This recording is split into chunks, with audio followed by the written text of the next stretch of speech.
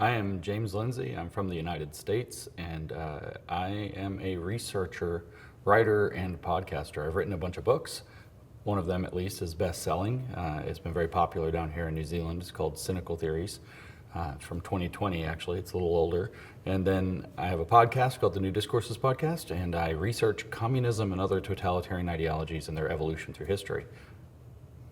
Oh gosh, I was something of a precocious child, I think. I didn't get in a lot of trouble. I was very, a fastidious rule follower, which is a little funny given what I do now. I am often described as a professional troublemaker now. But I was inquisitive. I have this story from when I was a very young child, I don't know, a toddler. And as children do, ask their parents why. So I'm doing the why with my mom at some point, 2 years old, something like this. And this was in the 80s. Some people will find this shocking, but my mother replied, "If you ask me why one more time, I'm going to smack you upside the head." To which I replied to my mom, "How come?" And so as a toddler even, we have this linguistic, savvy to be able to continue on the path that I'm trying to go on to find the answers that I'm looking for. I became kind of a prankster, a joker as a teenager, especially toward my poor younger brother. But I spent most of my childhood, it was before the internet. We had video games, but they were only so fun because they were very hard. So we spent most of our time outside, swimming, riding bikes, running around in the woods, trying to find and catch snakes, things that, young boys do, I guess, or did, hitting things with sticks for no reasons, that kind of stuff. So we were very active. Outdoors, physical, climbing rocks, jumping off of things. Grew up in a mountainous area, so we were out in wooded, mountainous terrain a lot, and got very physically adept with being able to move around. And I think that interaction with physics makes a big difference with being grounded in reality. You're not too much in your head. But on the other hand, my dad was an engineer and studied metallurgy as well, and was an aluminum smelter. So he's actually got a relationship here with New Zealand because of the smelter down on South Island, which he came down and worked with quite a lot in his career role. And so he forced me to learn, scientific principles from a very early age. I had to know Newton's laws before I was allowed to go to school at all, in his opinion. So before kindergarten, Newton's laws, something about how aluminum is smelted with electrolysis. Even though I was 5, I had to learn these things. So that, forms this kind of intellectual core from my dad while I was spending all my time outside. My mom, on the other hand, was blue collar family, grew up in poverty in northern New York. And so I had that very kind of real world, practical, feet on the ground, down to earth aspect to it. It wasn't, again, all airy-fairy up in the sky. So it got to be a really kind of interesting childhood. My parents were insistent. Maybe this is very important for what I do now. My parents, of course, had rules, as most parents do with their children and should do. But one of the rules in our house was always that if we, as the children, my brother and I, disagreed with any rule, that we were allowed to make the case against the rule for its modification to get rid of it, whatever it was. But we had to go, and using a word like petition is a little bit formal for the process, but we had to go sit down, and it would usually be over the dinner table or after dinner at the table, and we had to say we wanted to talk about whatever policy, go to bed at 9 p.m. or 8 p.m. or whatever it was. We had to sit down and talk about it. And we did occasionally persuade our parents to either create an exemption to the rule for whatever circumstances, or to modify the rule. We're getting older now. Can we stay up later or whatever? Can we go, further into the woods, off of, just ours and our neighbor's property or whatever it was. And that tradition of, there's rules and there's policies and we're going to follow them and we're going to be, I guess, in a broader sense, good citizens to that. But the rules should fit real circumstances and they're debatable. So let's debate them and present your case and ask for why. I think that was actually very formative also for this kind of interactive discussion, free speech kind of vibe that I've carried forward. Other than that, it was very scientific and mathematical. So the logic, the demand for empiricism, if you wanted to say, is this true? Show me in reality, right? Is it true? So I guess those are, really kind of formative upbringing type things that are relevant to what I do today. Really defiant against arbitrary power, though. Did not like being told what to do without a good reason. So the flip side of that story, that I could challenge rules that I didn't like, was that my parents, if they gave us a rule, they had to explain. They didn't have to, it was their discretion, but they always explained what the rule was for. So the idea that power would be exerted arbitrarily on us, you're going to do this because I said so, was just, I mean, my mom did fall back on that sometimes in frustration with us, but for the most part, that wasn't an acceptable premise in my upbringing. I kind of became known by this, we called it the project, right? So the project came to be known as the Grievance Studies Affair. And it was myself and my friend Peter Bogosian and my other friend Helen Pluckrose. And so what we were doing is we were seeing the output of academic literature in fields like gender studies and critical race theory and sexuality studies and post-colonial studies and so on. These humanities, left-wing humanities fields in university. We were seeing their peer-reviewed publications, and we thought, well, we don't think this is legitimate. We don't think it's up to scratch for academic research. We shouldn't be making public decisions based on it. And so we decided that we wanted to criticize it, and we found that they wouldn't let us criticize it. We could say it, but it didn't go anywhere. And we were told, well, your criticism's not legitimate because you don't have a degree. Your criticism's not legitimate because for Peter and I, you're white men and Helen's a white woman. So whatever it was to just disqualify us. So we thought, well, what in the world can we do? After a couple of years of banging our heads against trying to criticize it. And Peter had the idea that we should write a false academic paper, a hoax paper, and show that they'll publish nonsense or scary things, but primarily nonsense that flatters their political bias, with the research being intentionally substandard, like really bad. And so we did a trial balloon, Peter and I did. It was titled The Conceptual Penis as a Social Construct.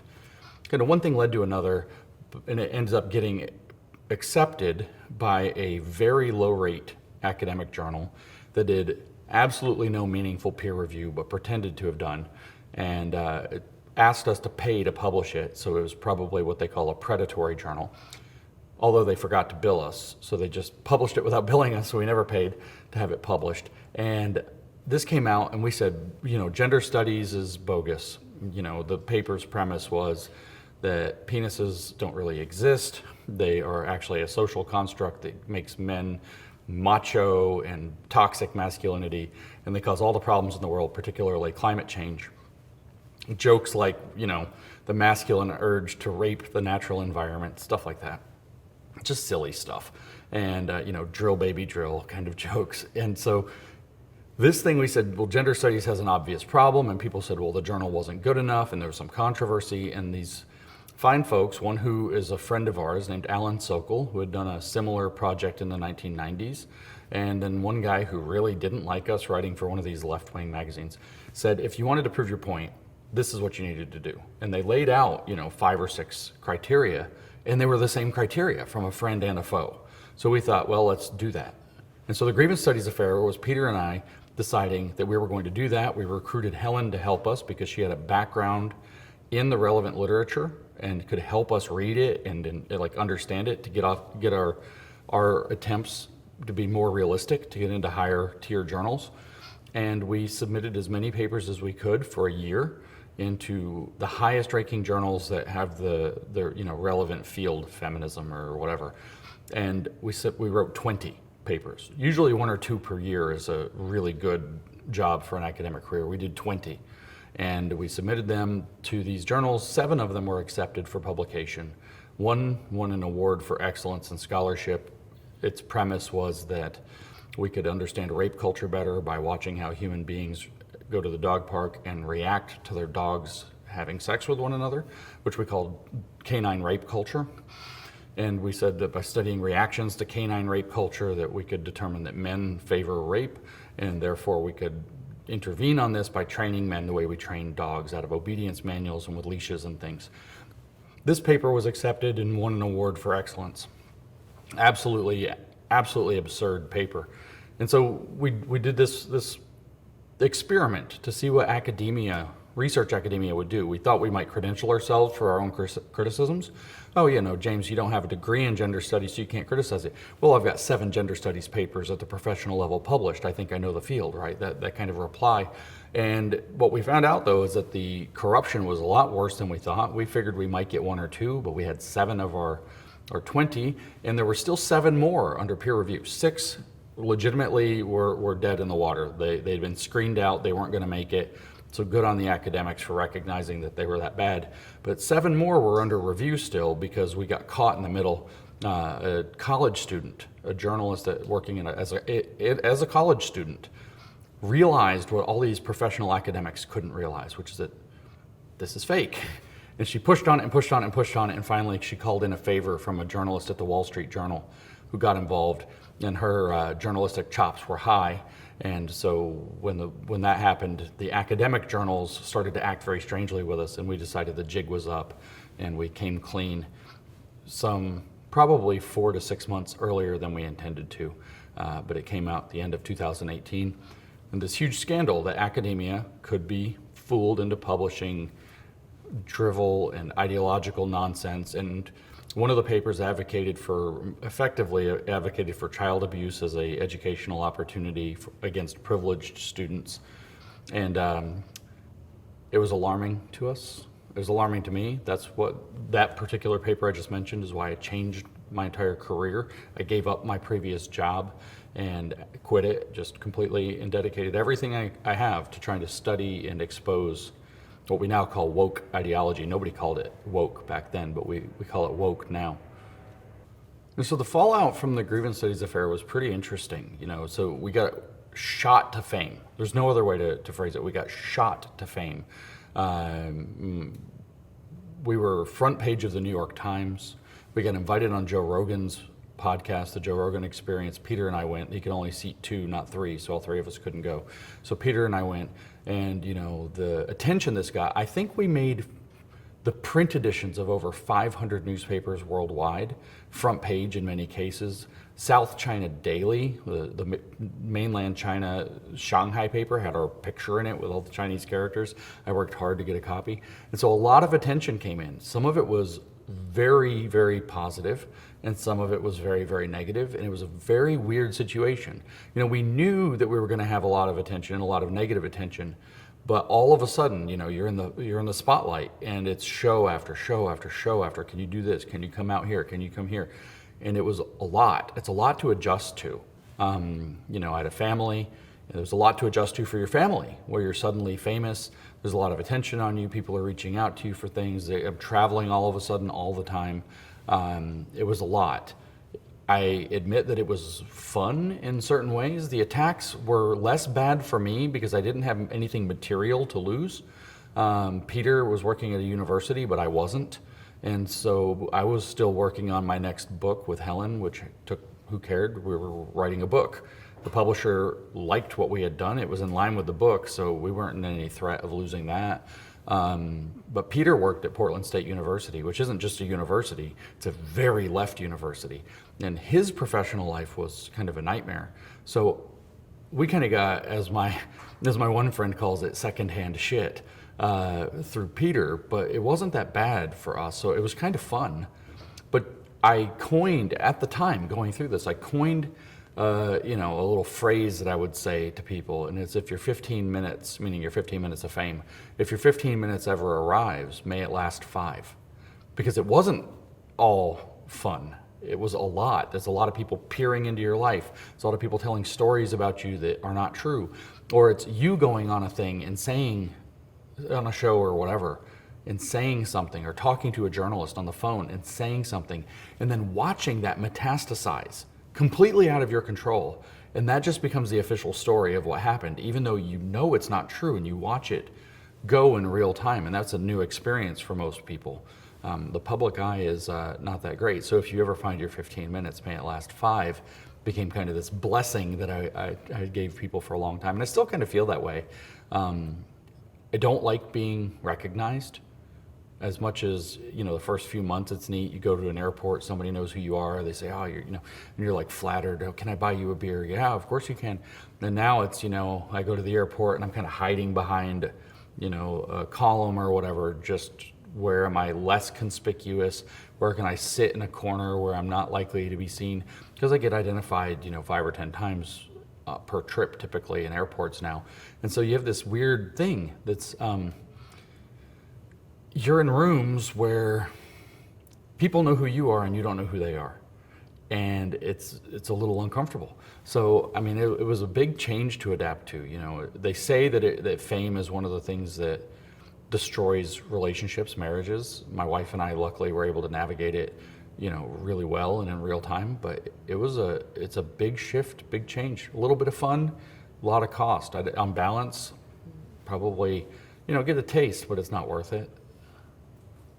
I got this reputation of being this provocative figure. I think it's my social media behavior, especially on X. It's funny because people sit down and talk to me and they say, you're nothing like your character on Twitter. You're very reasonable, you're very warm, you're friendly, you're funny.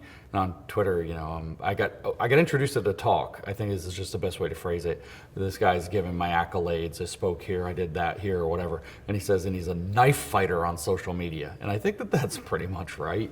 I see Twitter or X as a battlefield. I mean that. I don't mean that figuratively. I mean it literally, that I think that we are in a psychological war. Maybe World War III is a psychological war. In fact, I don't know if I want to be that grandiose in my claim, but we're in a psychological war, and the primary battle spaces of that war are not physical battlefields, but rather social media platforms.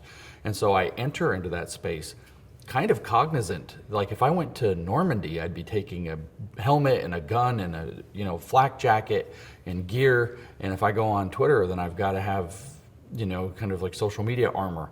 Maybe it's not the best way. I don't know. I got thrown off, so I'd maybe pushed it too far for the highly corrupt rules of what the kids call Twitter 1.0 back in 22.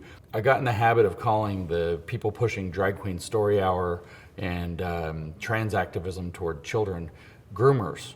And I would say, okay, groomer. Of course, this is just a play off of okay, boomer, which is something that they were saying. And from what I've heard down here in New Zealand, is apparently okay, boomer started here in New Zealand. I don't know if that's true, but I was just riffing off of a rhyme, right? Okay, boomer, okay, groomer. Thought it'd be funny. It's good to be dismissive sometimes of people making these claims. And in fact, as a provocateur, as somebody who pokes the bear a little, you say the first time people lose their minds, you say, well, I better say that some more. I've touched a button. And they didn't find it so funny. In fact, it was protected speech on Twitter at first. It wasn't against any policy to say, okay, groomer. And then a few months later, they quietly behind the scenes changed the policy. They didn't tell anybody they changed the policy. They just changed it and started kicking people off for 12-hour lockouts for using the phrase. And so I eventually got locked out for using the phrase, figured out it must be against the rules, got back on after my 12-hour freeze out, and then I got kicked out again. And this happened 2 or 3 times. And one day I realized, okay, we're not going to be able to keep doing that. It's probably going to get in trouble. I'm not really a big fan of deleting tweets, but of course I think this is a battle space, not a real space. So I go back on X one night. I'd just flown in somewhere, I forget what, Washington, D.C. or something. I'd flown into some hotel, and I just got into the hotel. Maybe it was Orlando, something, I don't know, somewhere. And I sat down, and while I was supposed to meet some friends before dinner, and I went in my room and I found every time I had said, okay, groomer, which maybe a little embarrassingly was almost 800 times. So I deleted every single one of them. You have to do it manually. I didn't use a service. Delete, delete, delete, delete. I even called Big Bird a groomer because he pushed some of it at one point. Okay, groomer, delete, delete. And then I didn't use the phrase anymore. And so one of the main activists who'd been giving me trouble said something to me, and I said, okay, child sexualization specialist, and gone. Banned from Twitter. They've gone and they've changed the law in Canada now. You're not allowed to call a drag queen or a gay person or a trans person a groomer at all. It's hate speech. You're not allowed to actually do that. You can get in trouble with the law for doing it. As a result, downstream from my provocation. But do I think I've gone too far? The answer is no, I don't think so, because it worked. I think it was actually a kind of a necessary splash of water on the circumstances. And of course, people were getting at that point banned on Twitter for everything. Babylon Bee got banned for a certain joke of a similar kind. We have this trans individual, Richard Levine is his name, was going by Rachel Levine, became the director of HHS and an admiral under the Biden administration. And Time Magazine gave Richard Levine Woman of the Year. So Babylon Bee made a joke and said Rachel Levine, as he was going by, is Babylon Bee's Man of the Year, and they kicked them off. And that's what caused Elon Musk to buy Twitter at the time and make it into X. So that was a world-changing decision right there. So Twitter was pretty trigger happy, but I think that we were stuck in a rut. So I think that those provocations were actually necessary. And of course, I mean, there are worse things, there are better things to be, I guess, to be called than groomer, but it really shook up a stuck situation. And it's not the worst thing in the world to be accused of, because it's not a word that simply means, you know, how they took it. A lot of people say, well, you call all these people pedophiles. No, I didn't. You can groom somebody to be in a cult. You can groom somebody into an ideological belief. And that's, as I always said, how I meant it.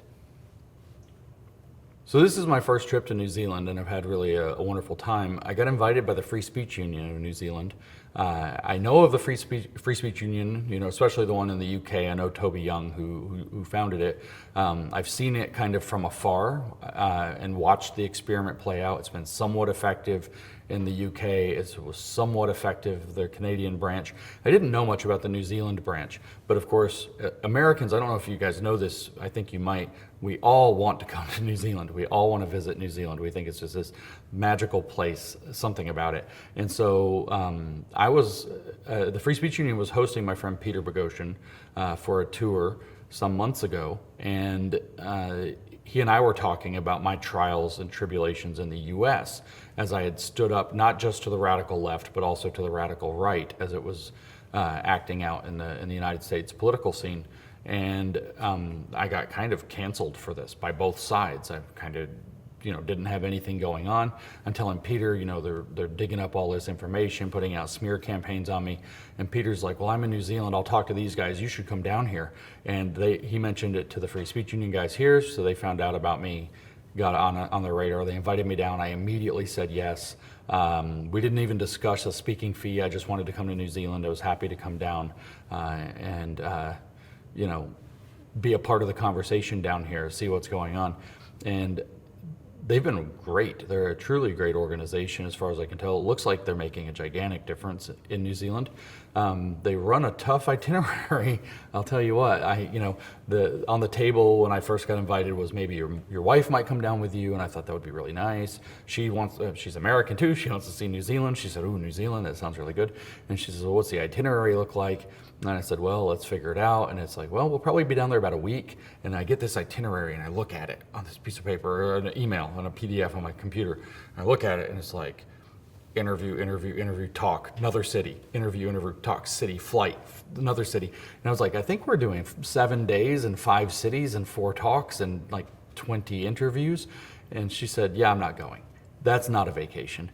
And so the pace has been really, really intense. They really, not take advantage, like in the sense that I feel like I've been taken advantage of. They really take advantage of the opportunity to get their guests around New Zealand and to put them in front of different audiences and make the most of the time. It's nice to be busy. It's nice to have some free time and to do something fun, but it's nice to be busy too. And so the itinerary is really, really busy, really intense, and really a great way to reach a lot of people very quickly. And I keep hearing the feedback. I think I've actually had an impact just in a few days on my first trip to New Zealand in shaping some of the things that are happening in the conversation around whether it's free speech or woke ideology or what's happening culturally. And that's really exciting, and I've made great relationships. I'll probably be back despite the flights, and probably more brutal itineraries when I get here. But again, it's nice to be busy. I think I think that they've got a really good program running and how they handle the tours that they do, and they bring these. I think I got introduced as foreign talent the other night. They bring the foreign talent in, and I got to see a lot of the country. I got to meet people from all over, and on the other hand, a lot of the country got to hear ideas that they don't normally get to hear, and to make it work at that level of intensity to where it's pleasant for everybody, I think is a real testament to the skill that they have with putting it together. It's been a great trip. My first engagement was at Damien Grant's business breakfast. I thought I was having breakfast with Damien Grant. I did not know that I was going to give a talk. So maybe the Free Speech Union could work a little bit on the communication. But I show up, and it's a lot of seemingly important people. I thought New Zealand's got. My first impression was New Zealand's got its act together. I've been to Australia, but I've never been to New Zealand. So Australia is, not to put them down, but they're a little bit laid back, kind of famously laid back. And so I was, the Kiwis are buttoned up. That was my first thought. Everything's a bit more serious. I wish I dressed more seriously for the occasion. All of this, I wore a t-shirt and blazer, and I was like, I need a tie. So I was really impressed with the Kiwis as opposed to the Australians forming my first impression. So maybe that's colored how I think about you guys as a people now. But very welcoming, very receptive to the message, very interested, very engaged, a little bit of pushback, like, are you sure you aren't going too far? So it was I think a good introduction to the Kiwi audience, because I got a little bit of all the sides, professionalism, but then that, kind of bottom of the world, casual, and then a little bit of I got some good food, and then a little bit of the, the pushback and ebb and flow, I guess, of the conversations around these issues. It was a really great introduction. I've caught a little bit of information about how well the various messages that I've given have been received since I've been down here, and I've had that fit by my hosts at the Free Speech Union into this kind of greater constellation of bigger picture wins that they've been having in New Zealand. I don't know, because I don't know what the other organizations in New Zealand are yet, but my impression is that they're one of the more effective, if not most effective, organizations in the country at moving the needle on issues of individual liberty, and particularly freedom of speech. I'm impressed that they take up people that they agree with and that they disagree with. They hosted people alongside me. First of all, they let me speak without knowing for certain what I would even say, but they wanted my ability to say it. They didn't tell me what to say. They roughly gave me an outline of what subject to talk about within my expertise. They generally know me, and then they just let me loose. And then they brought in people who disagree with me to sit down and have dialogue. They put me up with people that they've had public disagreements with, and we were able to find common ground. It's really been a kind of an inspiring journey just over this week, but they were able to tell me about how this fits with their broader picture of how they push back against some of the attempts to make hate speech legislation down here in New Zealand. I was able to contextualize with them and have conversations around the debate about drag queen story time down here. And yeah, so I mean, it's just been a week, and we've been busy and doing other things, but it's been able to give me a taste of what the Free Speech Union is able to accomplish in New Zealand and how much it has accomplished, and the vision that they have to continue to accomplish things here. And it's truly, and I shouldn't say anything bad about Toby Young's organization in the UK, but I think it's the most effective free speech union in the world. The crowds here in New Zealand, at least to turn out for me, have surprised me. They are, first of all, bigger than I expected. And second of all, they are highly engaged. I mean, as the guy speaking in front of the room, you can see people's faces. You can tell if they're tracking with you. You can tell if they're engaged. You can tell if they want to leave. And they were a bunch of locked-in Kiwis is what I had. They were paying close attention. They were interested, even though the content's a bit academic, it's a bit heavy. Sometimes it's emotionally heavy to hear, to hear that the programs that your government and your culture and your businesses are running is derived from socialist and Soviet ideology and downright Marxism, and that there's an attempt being done to create a fascist reaction to this that's also profitable. That's a heavy story to tell. And these people were locked in, they were engaged, they were interested. The talk we did that first night in Auckland had almost full house, and there were some tricks with the traffic. It was hard to get. It was a last minute change of venue because the other one got canceled on us, and still over 200 people I think showed up, and the energy was great. The conversations were great. People were very interested in what my thoughts were on things, how the U.S. context in particular, the changes we're now going through in the U.S. with the election of Donald Trump. What does that have, what do I think that means for New Zealand going forward? Of course, I think that we're going to export both our bad ideas and our good ideas, and they tend to go around the English-speaking world. I think New Zealand's likely to be the most receptive. So I had that kind of conversation with a lot of the folks that came out that night, and it was just an overall great positive experience. You know, I got introduced to a lot of good Kiwi wine after the talk at dinner. Had a good experience. The water was beautiful. It's a memorable experience. It's one of the I will remember that particular setting at the lodge probably as one of those talks that just sticks in my memory. Everybody's very happy that my audiences are skewing younger. It's not just the white hairs as the boomers or whatever, but we actually have a number of college students have showed up at each venue, at each event, a significant number. And for example, the last talk I gave in Christchurch, there was a large number of college students. The room was completely full, over full. They expected 140, had out 140 some odd chairs, and at least 50, maybe 70 more came in. The back was full, standing room only. All down the sides of the room were people sitting on the floor against the walls, and those were mostly college students. And then they hung around. Everybody wants to come up and say hi and talk, and they hung around. Some of these college students hung around for a very long time, just standing, waiting for everybody else so they could say hi and take a picture or meet me or whatever. And so there's a lot of younger people. This is typical for me in the US, so it wasn't surprising to me. But most of the Kiwis that I've talked to were quite surprised. Younger people, lots of minority groups present across the gamut, very engaged. And I think what they're resonating with is that the message that I give is educational, it's real.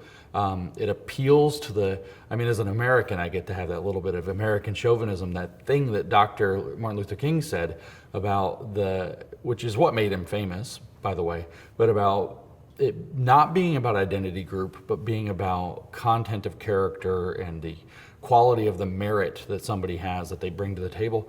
And so it introduces this individualism, and every person's a person for who they are, and that's what makes them interesting. And I think that's attractive across the board.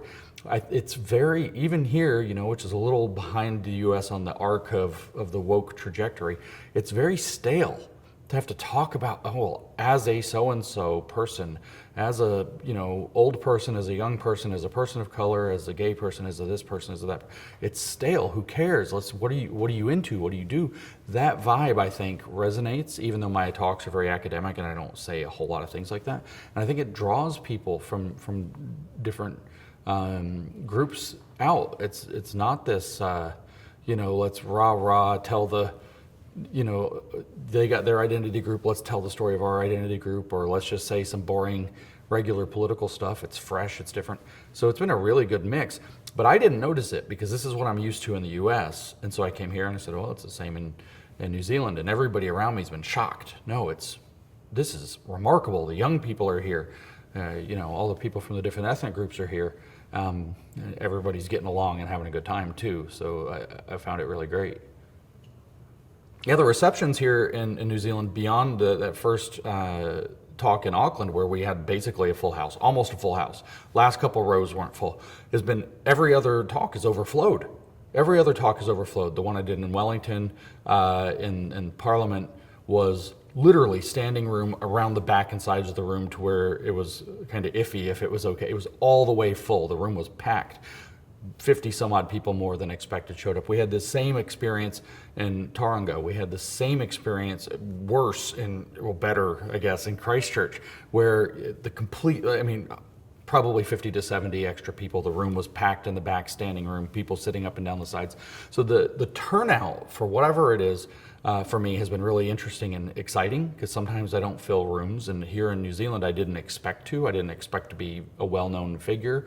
A lot of people know who I am, and a lot of people have been very enthusiastic in coming out and showing up. So it's very exciting how full, these tours that the Free Speech Union is doing are filling rooms literally across New Zealand to overflowing sometimes, and this is really an exciting development. I think there's a hunger here in New Zealand for free speech and individual freedom that has been awakened by the last 5 to 10 years of cultural politics.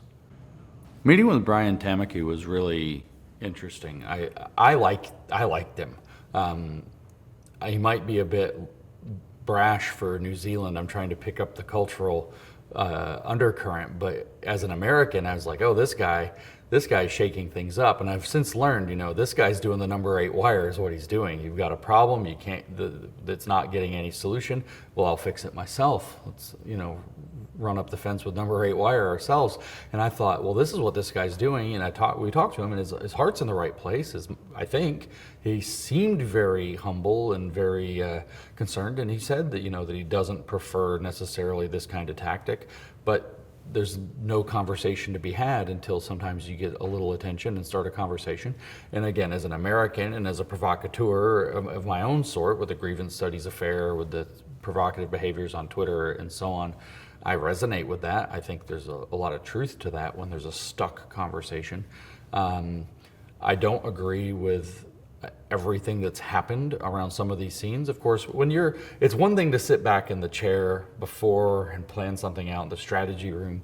It's another thing to sit in a chair, as we call it in the US, because the football games are on Sunday, we call it Monday morning quarterbacking. Oh, this is what I would have done if I was, well, it's in the moment, in the middle of the scene, so maybe you plan out like Brian did to come down and do a haka to interrupt a parade or a story time or whichever it was. And you have how you think it's going to go in your head. You tell your guys, don't get violent. Things might get rough though, and people are going to try to take care of themselves. And this is an issue that you try to avoid. And then, and it gets to the moment, something's happening, and you decide you're going to go in and cause a little bit of trouble. I guess he went into a library and this has got all ugly. And I am adamantly in agreement with the Free Speech Union that this, as you guys call it down here, the thugs veto. We call it a heckler's veto in the US, but the thugs veto is not acceptable. This isn't the way. But at the same time, the issue of drag queen story time has layers of depth to it that I don't think even the Free Speech Union here understood. And I've been, blessed to be able to have this conversation with them and provide them with resources so they don't have to take my word for it. But for example, one of the things that I brought up is, there's an open. They argued, the Free Speech Union argued that, they're doing legal speech, so they should be allowed to do legal speech. So they took the side of the drag queen story time because it's legally protected speech. But there's an open question that I think Brian's number 8 wire, if you will, approach asks. And that question is, should it be? And should it be? And the case that I've had with the gentleman here in the Free Speech Union is that if you read their literature, there's an academic paper, for example, called Drag Pedagogy, written by a drag queen in the US at Arizona State University that goes by Lil Miss Hot Mess. That's L-I-L, Lil Miss Hot Mess. And that's what it's on the academic paper as the authorship. His real name is something Kornstein, Harold Kornstein or something like this. Doesn't put that, no. It's this, fake name, a stage name. And I find that objectionable as an academic, honestly. But I read this paper and they say things like, well, what about LGBT empathy? That's how they phrase it. They don't put the Q in that particular paper, LGBT empathy.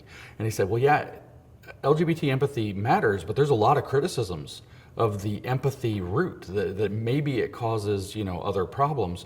So in fact, that's not what Drag Queen Storytime is about. It's not about generating LGBT empathy. And they say that is the marketing pitch we use to sell the program to get it into schools and libraries.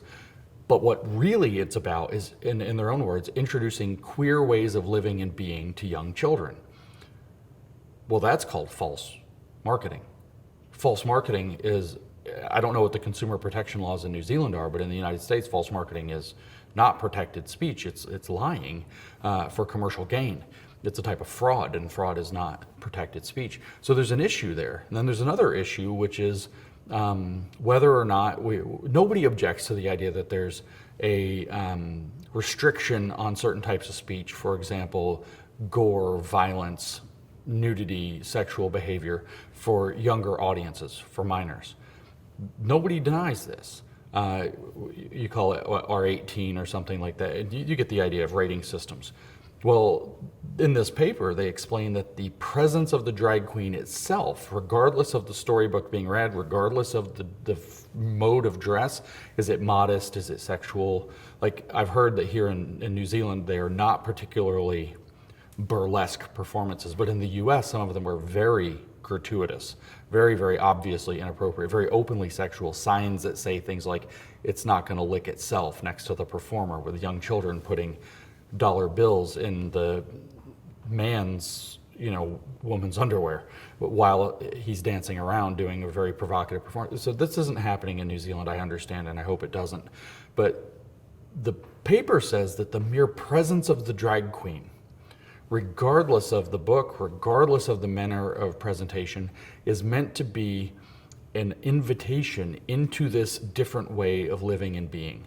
And so, in other words, it has an intention, and that intention, in my opinion, does not align with the developmental needs of young children until an older age, what we might call PG-13, or you might say that it's 15 or 16 and up. Well, I don't know how your rating system works, but something to that effect.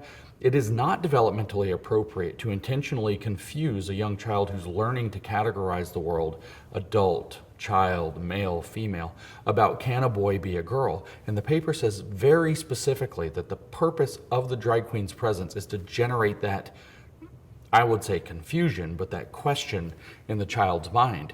And if that's the case, if that's the expressed purpose of the character of the drag queen, there's a real question to be asked. Should that be age-restricted speech? Because it's presenting something that may not be, for general audiences. It may not be for young children to encounter that. It might be appropriate for teenagers to encounter it, for example. Drag is certainly an acceptable form of speech for adults in adult spaces, but is it for children? In Wellington, at the Parliament, we spoke, and a couple of fun and brash ladies showed up. Landy, I think, is a known name, and she's been a mainstay supporter, I hear, of the Free Speech Union, and quite outspoken. The first thing, she came up to me before the talk and said, "I'm the wrong kind of Maori."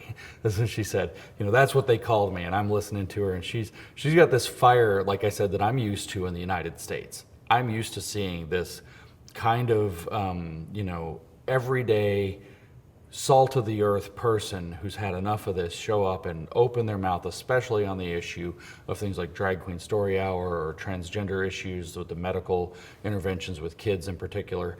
And so I liked the fire. I was very excited about her fire. And so, we did the event, and at the end it's Q&A, and everybody's asking their Q&A, and the rule is supposed to be make sure there's a Q in your whatever speech you gave. And so she stood up and she went on her I think classic soapbox about how drag queen story time, like she was going to tell the Free Speech Union that I don't agree with what how you guys defended that particular speech. And she said it in a I liked it, very colorful way.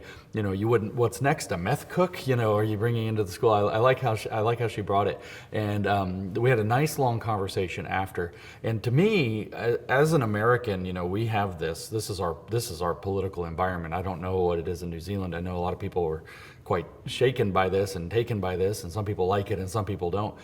I think it's great. I like to see the ebb and the flow and the people who with differing opinions speaking up. And I think that actually, regardless of what she actually said, matches the ethics of the Free Speech Union. Here's the Free Speech Union, and they've been friends and supporters, and she comes and says, I don't like what you did, and I'm going to use my free speech at your event to tell you. And I kind of like that. And she brought this fire and this energy. It's really hard not to appreciate her earnest concerns about the issues, her willingness to use her voice in a completely unrestrained manner.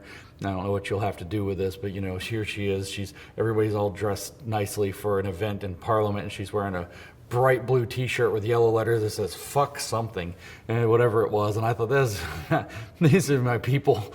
I love these people. Like I said, I grew up with this blue collar family mother, and I had this salt of the earth and upbringing, and I just liked that the energy is here, that the conversation, I'd rather have the conversation and it get a little rough or roughneck or whatever the right phrasing is, not rough like, physical, obviously. I'd rather have that happening, the passionate conversation, people voicing controversial opinions, than it staying under a blanket and not being had. So I'm glad that, Jonathan was very welcoming to her commentary. He thanked her and thanked them for their support, and they had this bit of banter. She spoke with me after and gave me a huge hug, and we bonded a little bit. It was really nice. It's a really charming thing, but I think it's a healthy thing that this kind of debate is happening. I know people get shaken up by it, but the debate itself, people forget, I hear this all the time. Well, we've got these lunatics in Congress and there's in the United States, and there's no decorum anymore. And it's like, I grew up in the town in Tennessee where a man named Sam Houston came from.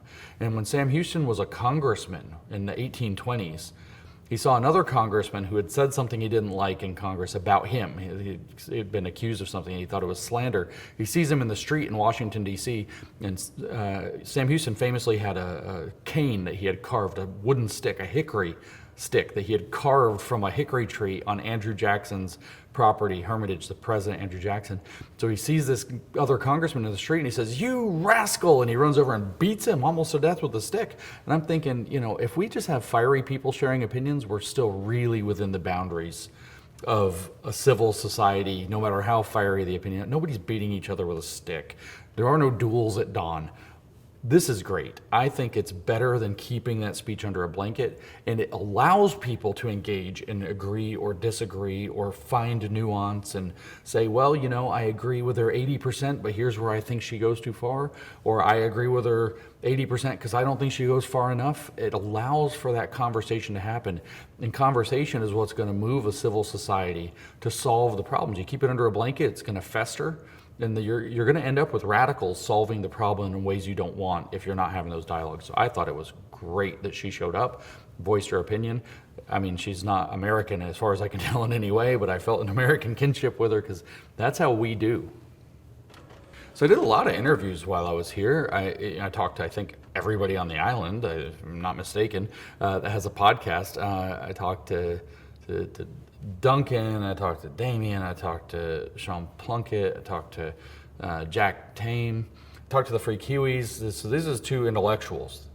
These are scholars, right? And I talked to these guys, and they're very different, right, to the media people. The media people have, the Jack Tame was very political, and it was a very nice interview, and it was nice to be in a real, professional studio, and Duncan's just this guy. He's really easy to connect with. He's got a big media chops in the back, but he's like, we did a podcast, right? And Damien's very smart, and we talked about, the philosophy in a high level.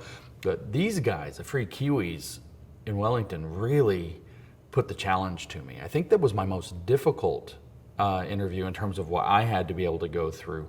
It's not hard for me to go on a show and go back and forth with a tough questioner or something like that.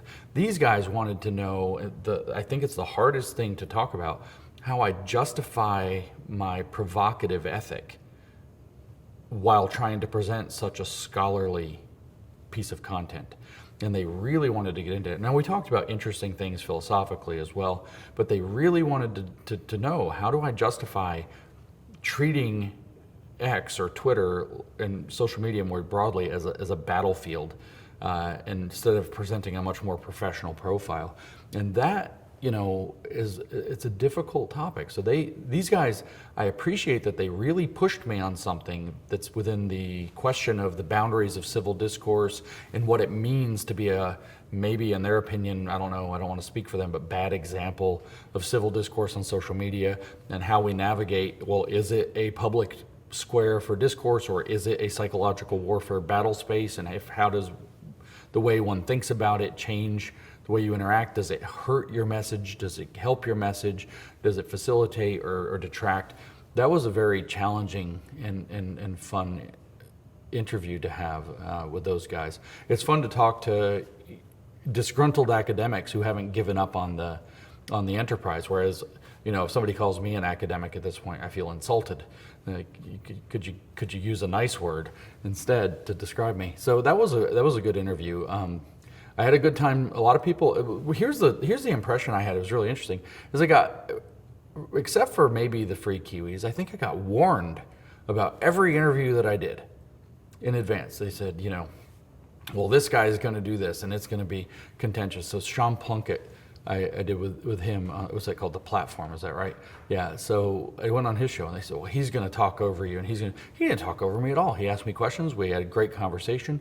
He gave me his cooker test at the end, and that was fun, I guess. But he's got his opinions. We had a great conversation, and I thought that was the most fun conversation. Plus, I got to tell him that I had just been indoctrinated as a Kiwi with a meat pie right before, so that was a lot of fun.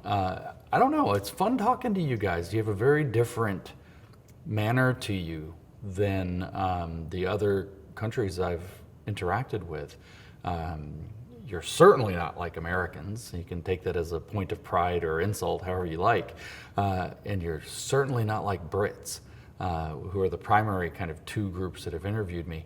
And I haven't talked to that many Australians, but it's been a very pleasant experience talking, but it's different.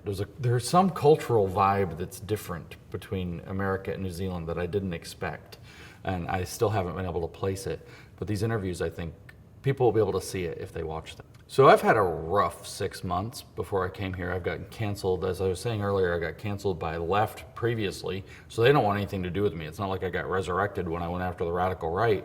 And then the mainstream conservative right has largely distanced itself from me. And if you take it in terms of social media reach, I'm partly canceled. If you take it in terms of financial income, I've been canceled. For the last 4 to 6 months, I really haven't had any money-making success in what I've been doing for a very long time. And so I was very frustrated. I mean, it wasn't just being canceled. There was the smears, there's the, I wake up every day, I look at social media and wonder what new stories being told about me. It's very ugly. They doxed me, they did all the nasty stuff. These are conservatives allegedly doing this. And it was a rough time. I got into I wouldn't say like really dark space, but it was dark. I was very upset. And then coming down here, I mean, first of all, I got to leave winter and come to summer, so that helped. But it has been a real tonic. It's been a real opportunity to kind of reset, feel good about things. I feel as though my presence here has been well received and maybe made a difference. That's encouraging. I'm going to take back an energy to the U.S. that had kind of, been squashed. Maybe it's the nice weather, partly, with the leaving winter for summer is a very nice thing to be able to do. But I think it was also the reception that the Kiwis had, and being able to have an impact down here has really kind of cheered me. It's reinvigorated me to get back in and slog out the next round of the fight.